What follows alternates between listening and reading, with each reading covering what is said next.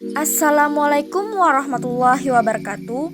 Kami dari kelompok 2 yang beranggotakan Ahmad Anwari, Anissa Solatiah, Dewi Nidawati, Hairun Nida, Islamita Rahmi Az-Zahra, Nur Asfia, Rahma Az-Zahra, Retno Puji Lestari, Rofi Zulfan, Siti Humairah, dan Sriyati dengan judul Anak dengan Masalah Perilaku. Yang pertama, ADD atau ADHD, yang kedua, ODD, yang ketiga, Conduct Disorders.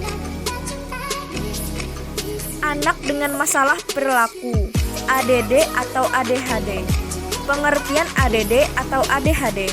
ADD, Attention Deficit Disorders, merupakan istilah yang biasanya digunakan untuk anak dengan diagnosis ADHD, yaitu memiliki perilaku yang sulit fokus atau memperhatikan. ADHD gangguan perilaku dengan gejala sulit fokus atau memperhatikan, hiperaktif, dan disertai dorongan impulsivitas yang tinggi. Gangguan ini tidak hanya terjadi pada anak-anak, tetapi juga bisa terjadi kepada orang dewasa. ADD adalah satu jenis ADHD yang tidak melibatkan pergerakan yang terus-menerus dan rasa gelisah. Namun, batasannya memang kabur. Pada tahun 1904, dokter memutuskan bahwa semua jenis Attention Deficit Disorder disebut sebagai Attention Deficit atau Hyperactivity Disorders, meskipun anak tersebut tidak hiperaktif. Penyebab yang pertama dari faktor genetik. ADD muncul disebabkan perbedaan respons kimiawi, struktural, dan jaringan pada otak, dan biasanya gejala ini timbul karena terdapatnya masalah genetik. Penelitian membuktikan adanya abnormalitas pada kerja neurotransmitter otak pada penderita ADD, terutama dopamin dan norepinefrin. Neurotransmitter merupakan bagian otak yang berfungsi membantu komunikasi antar sel saraf dan mengaktifasi berbagai fungsi otak. Studi menggunakan pencitraan membuktikan perbedaan antara aktivitas otak penderita ADD dengan mereka yang tidak menderita ADD.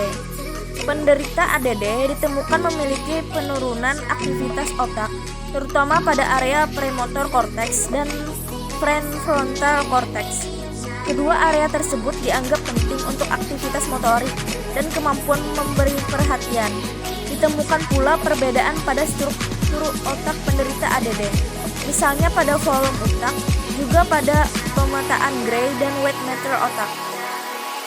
Selain itu, pada penderita ADD diperkirakan terjadi karena adanya pola jaringan yang buruk antar bagian otak dan juga terjadinya rute komunikasi yang berbeda dalam otak. Kelainan ini menyebabkan seseorang dengan ADD sulit memberikan kinerja seperti orang tanda ADD, dan karena itu bisa jadi membutuhkan usaha lebih besar untuk terlibat dalam berbagai aktivitas normal sehari-hari. Faktor genetik memiliki peran penting dalam munculnya ADD. Diperkirakan 40-60% anak dari orang tua dengan ADD akan memiliki ADD pula. Studi menunjukkan beberapa profil gen yang sudah ditemukan memiliki kaitan dengan ADD. Antara lain adalah gen DPRD4, D2, dan DAT1. Penyebab yang kedua, gangguan psikologis. Terkadang ada juga anak yang terlahir dengan masalah genetik. Mereka memiliki penyakit psikologis yang membuat mereka mengalami shock sehingga psikologisnya terganggu. Yang pertama, perubahan mendadak dalam kehidupan anak, misalnya perceraian orang tua, broken home. Yang kedua, anak mengalami kejang-kejang yang tidak diketahui oleh orang tua. Yang ketiga, depresi. Yang keempat, mengalami kegelisahan. Yang kelima, bipolar disorders, kecenderungan memiliki kepribadian ganda. Tipe ADHD. ADHD, dominan inattentif.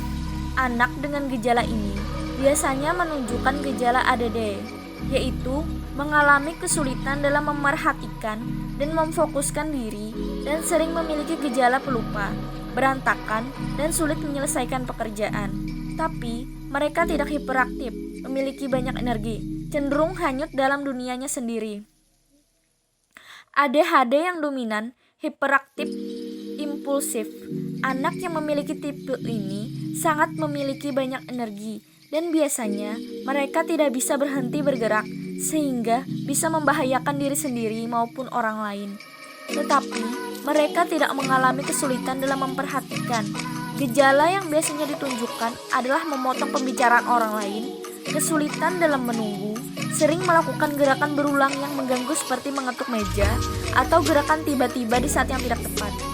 ADHD tipe kombinasi. Ini merupakan gejala gabungan dari inattentif dan hiperaktif impulsif, sehingga gejala yang biasanya dialami kurang fokus dan memiliki banyak energi.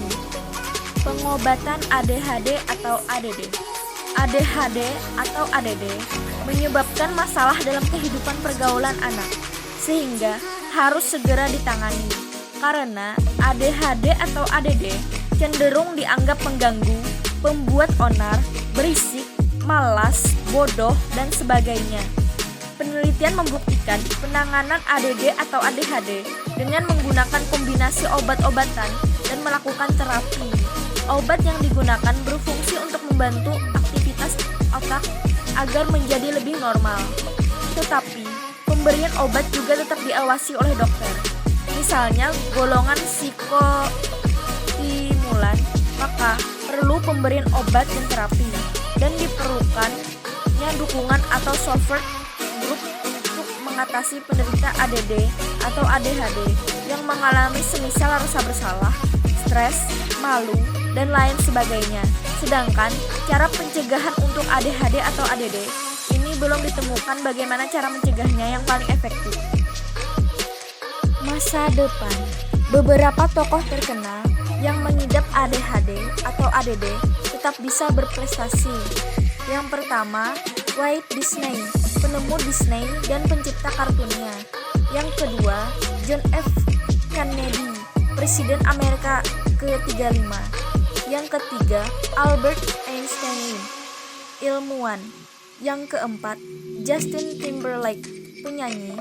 Yang kelima, Michael Jordan, pemain basket. Anak dengan masalah perilaku ODD, Oppositional Defiant Disorder. Pengertian ODD adalah gangguan perkembangan yang ditandai dengan pola kemarahan, pemberontakan, perdebatan, dan pembalasan dendam secara terus-menerus kepada figur otoritas. ODD kebanyakan dialami oleh anak-anak atau remaja awal.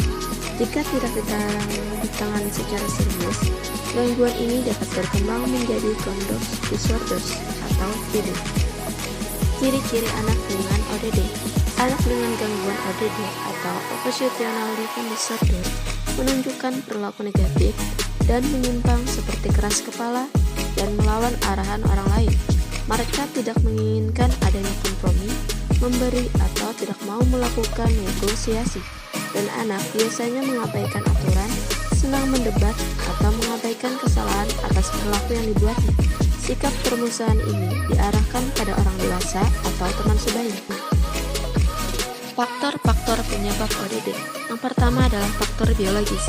Faktor terjadinya ODD yaitu kelainan dan cedera pada bagian otak, serta menimbulkan masalah perilaku yang serius pada anak di kemudian hari.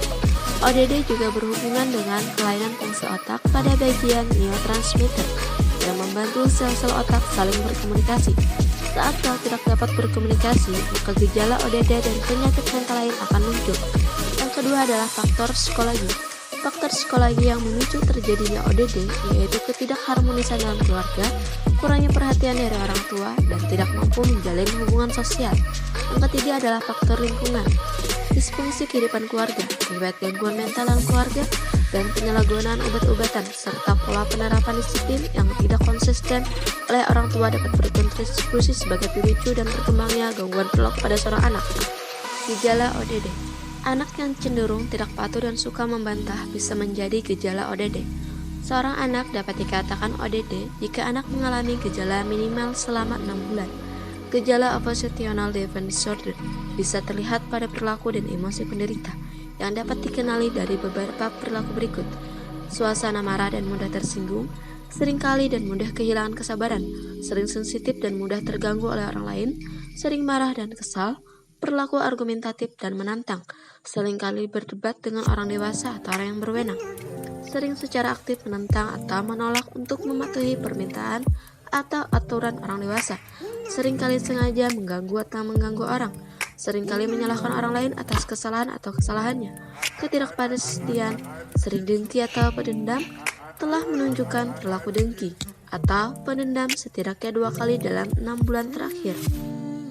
Pengobatan ODD.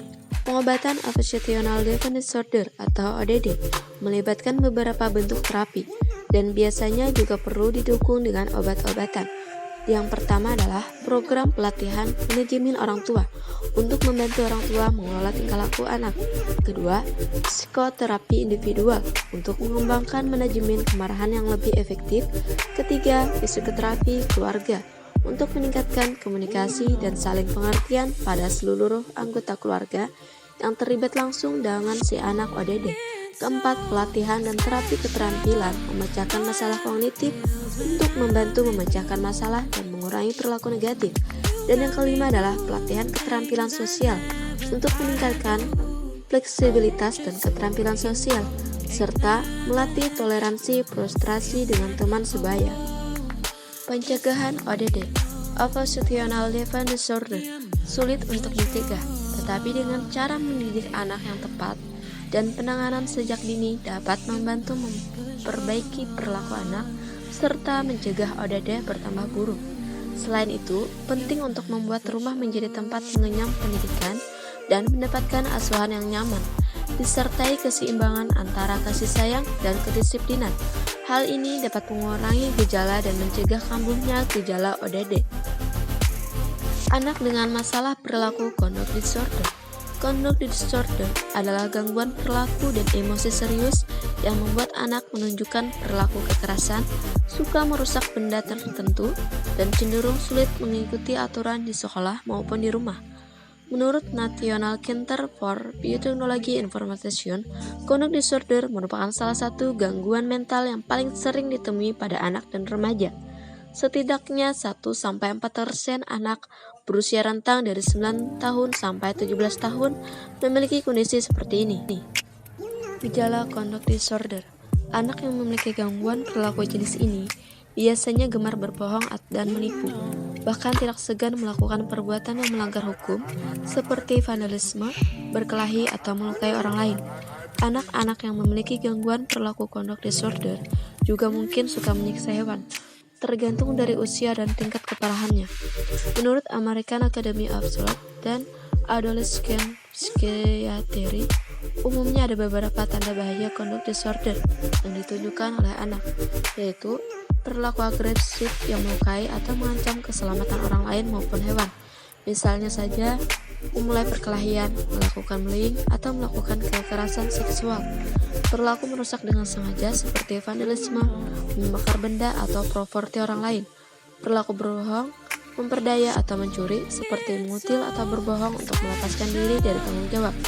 Pelanggaran aturan dan norma serius seperti sengaja bolos sekolah, melakukan prank merugikan orang lain, atau membuat onar. Apabila individu yang bersangkutan berusia 18 tahun atau lebih, kriteria yang ada tidak memenuhi untuk digolongkan ke dalam gangguan kepribadian antisosial. Ciri-ciri mengalami conduct disorder. Ciri utama dari anak yang menunjukkan perilaku conduct disorder yaitu tidak adanya rasa bersalah ketika ia melakukan kesalahan, kurang empati seperti tidak menghiraukan, atau kurang memperhatikan perasaan orang lain sehingga terkesan tidak peduli. Menurut The Diagnostic and Statistical Manual of Mental Disorder 5th edition DSM 5, kemunculan perilaku conduct disorder ini bisa saja terjadi lebih awal pada masa prasekolah, tetapi biasanya akan muncul secara signifikan di masa kanak-kanak menengah hingga remaja. Penyebab conduct disorder. Belum ditemukannya secara pasti munculnya conduct disorder, tetapi beberapa kombinasi faktor kejadian bisa jadi pemicu penyebabnya. Yang pertama, fungsi otak abnormal, terutama di area prefrontal cortex yang mengatur penilaian dan sistem limbik yang mempengaruhi respon emosional. Yang kedua, genetik. Menurut penelitian, sebanyak 50% perilaku antisosial diturunkan secara genetik. Yang ketiga, masalah sosial, kemiskinan, lingkungan tidak teratur, masalah keluarga, pola asuh terlalu ketat, dan kurang pengawasan orang tua juga dihubungkan dengan conduct disorder. Keempat, kekurangan kognitif seperti IQ rendah, kemampuan verbal rendah, serta gangguan pada fungsi eksekutif otak membuat anak lebih rentan mengalami kondisi conduct disorder. Pengobatan conduct disorder, apapun jenisnya, gangguan perilaku pada anak merupakan kondisi yang perlu segera dideteksi dan ditangani oleh psikolog dan psikiater. Jika tidak ditangani sejak dini, gangguan perilaku pada anak berpotensi berkembang menjadi gangguan mental yang dapat mengganggu tumbuh kembang dan kualitas hidup anak. Untuk menentukan jenis gangguan perilaku, psikiater dan psikolog dapat melakukan pemeriksaan psikologi pada anak. Setelah jenis gangguan perilaku pada anak diketahui, ia mungkin akan mendapatkan penanganan berupa: yang pertama, psikoterapi untuk membantu anak mengendalikan masalah dan sifat impulsif. Yang kedua, pelatihan orang tua untuk mengendalikan perilaku dan strategi meningkatkan keamanan di rumah bila anak cenderung agresif dan suka melakukan kekerasan. Yang ketiga, terapi keluarga. Yang keempat, melakukan terapi di fasilitas khusus bila terlihat perilaku yang membahayakan bagi diri sendiri dan orang lain. Yang kelima, pemberian obat jika diperlukan. Sekian presentasi dari kami.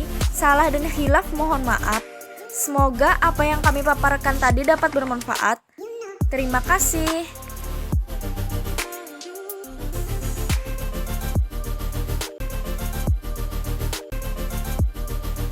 Look at a scene in an early childhood environment in which the teachers, like all of us, face difficult behaviors and at times respond in ways that don't help the child learn more positive behaviors.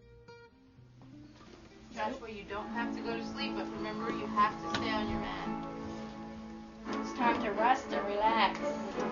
And playing with Wyatt is not a choice. Joshua, turn back around the other way and go lay on your bed. Look at me. Wyatt is trying to rest also. We don't want to mess with him. Wyatt is trying to rest, Joshua. He doesn't want to play. All right, Joshua. Do we need to help you get on your bed?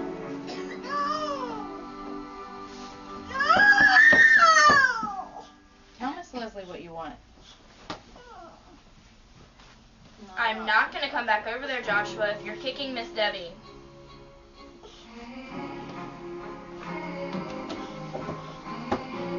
If you would like me to come back over there, you need to ask. We'll take another look at this sequence at the end of the program to examine what might be done in future situations like this to help the child learn more positive behaviors. Meanwhile, let's begin answering the question, what is challenging behavior?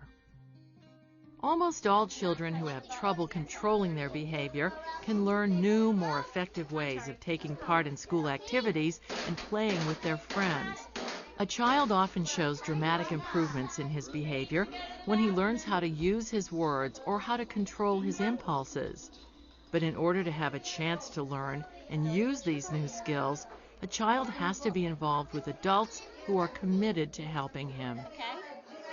A recent study conducted by Yale University indicated that over 5,000 children were expelled from preschool in 1 year. This expulsion rate is more than 3 times that of children in kindergarten through the 12th grade. The study also described as many as 1 in every 10 children as having a serious behavioral problem. Helping these children can be hard work.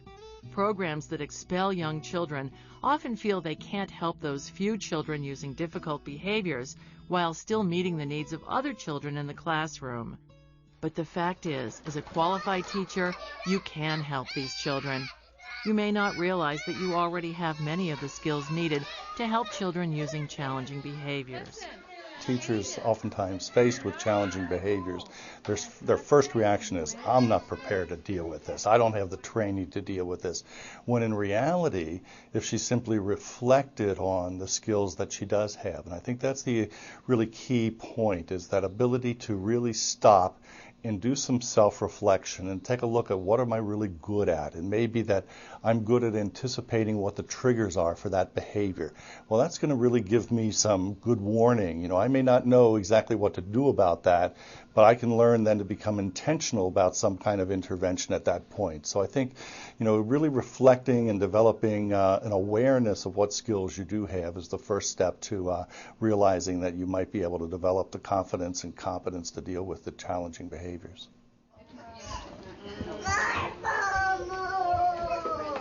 Dealing with challenging behaviors is a normal part of some preschool teachers' jobs. Most children will at times use difficult behaviors as they try out different ways of interacting with the world around them, or as they adapt to difficult situations like a family move, parental separations, a new sibling, recent changes within the classroom, or other major events in their lives. Usually, children adapt quickly and stop using behaviors that aren't the most effective at helping them get what they want or need. But sometimes a child doesn't stop using challenging behaviors. Without help, this child's behavior will likely limit his ability to learn and grow. Determining the difference between behavior that is difficult but likely to improve and behavior that is challenging and likely to require intervention comes with experience. The description of challenging behavior used by some child development experts and cited in the book Challenging Behavior in Young Children by Barbara Kaiser and Judy Sklar-Razminsky has three components. Challenging behavior is defined as any behavior that interferes with children's learning, development, and successful play, is harmful to the child, other children, or adults, puts a child at high risk for later social problems or school failure. Shut up! Hey! Say what's that? I don't care. You don't hit her. Really? Because you know what the fuck is wild. Stop it! Stop. No. Ow. Stop. Because Mom, not gonna move. Okay. The hell, why? Stop. Stop. Oh my God. Alexa! Damn it, Ethan, knock it off now. Now! No, don't. You let your back get the fuck out of here. Ethan, shut up! I'll kick your ass. God damn it, stop. Shut up. Stop. I'm upset. Okay. You can be angry at Uncle Tavi. You don't need to be angry at Alexa. Because I'm not a freaking asshole. Hey, but she didn't do I'm anything. not a freaking asshole, man.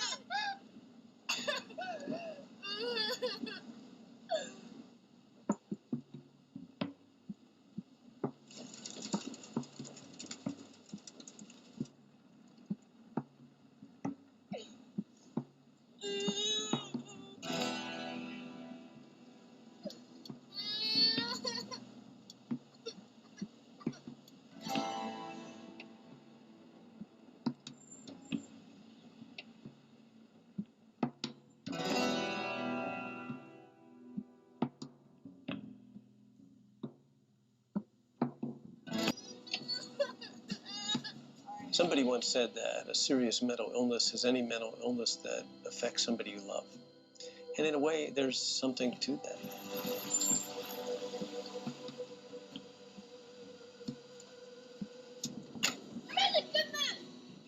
For people who have serious mental illness and who are not treated, there's a tendency to violence, especially towards the people that they're closest to, and most of all, towards themselves.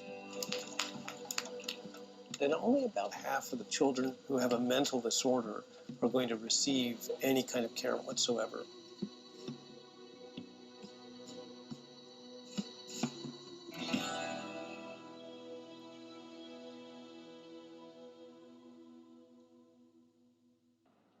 When he started being aggressive, he was only about 2.5, 3. I was worried then. You ask a doctor, they can't tell you what he'll be capable of. They don't know where he's going to go or what direction he's going to take. I just can't help myself because it's just what I usually do. I don't know how to control my anger. Gosh, I only so much. What'd you say? I'd say if there was a lifeguard who could help me try to control myself. Because you know lifeguards are good, right? Yeah, they save everyone, even when they drown. Are people afraid of you, Beth? Uh-huh. Who's afraid of you, Beth? John. Your brother. And why is your brother afraid of you? Because I hurt him so much. Mm-hmm. Okay. And what, at nighttime, what do your parents do to your door? Lock it shut. Why do they lock it shut? Because they don't want me to hurt John. Right. And they're kind of afraid of hurting John? Of you hurting John? Mm-hmm. Okay. Are they afraid that you might hurt them? Yep. Would you, Beth? Mm-hmm. When would you do it? Nighttime. Okay. Why would you do nighttime? Because I don't like them seeing me do it. But they can tell me do it. Mm-hmm. And what would you do to him, Beth? Stab them. Okay. What would you stab him with? A knife.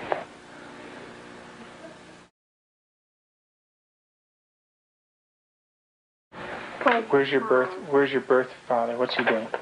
He's right there, and there's his hand. His hand's right there. Where? Right there. You can't hardly see it because it's green. What's it touching? My vaginas. And what is your birth father doing? Hurting it. Your face looks sad. Can you tell me about that? Mm-hmm. It's crying because there's dots of the tears. Beth had endured severe neglect and abuse as a child. Her birth mother died when she was 1. Because of these early childhood experiences, Beth never developed a sense of conscience, love, or trust for anyone. The early sexual abuse by her birth father would cause her to exhibit inappropriate sexual behavior, especially toward her brother. When you do things to your brother's private parts, what does he say? Stop. Okay, tell me that. Well, he says stop, but I don't stop. Do you hurt him? Mm-hmm. A lot. Okay. And would you like to do that to other boys?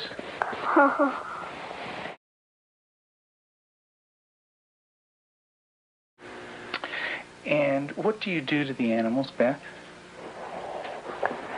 Stick them with pins. Do you stick them a little bit or a lot? A lot. What are you trying to do to the animals, Beth? Kill them. What do they do when you stick them with the pins? Well, Annie cries. She's a dog.